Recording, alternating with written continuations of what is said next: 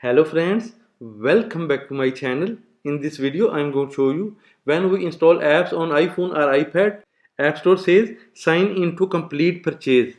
How to fix here? Firstly tap on App Store, type and search app you want to download and install.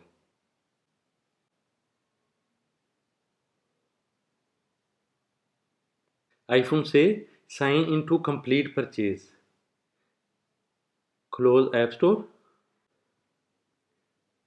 click on Settings app, click on Apple ID username at top of the page.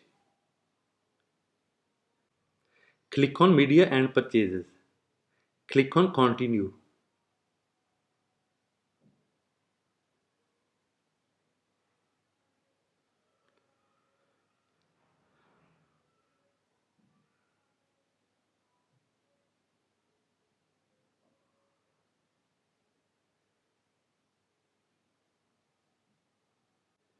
Next, click on App Store. Type and search app you want to download and install.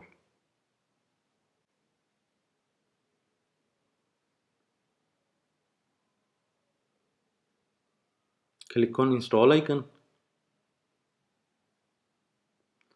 Click on Install. Enter your Apple ID password. Click on Sign in.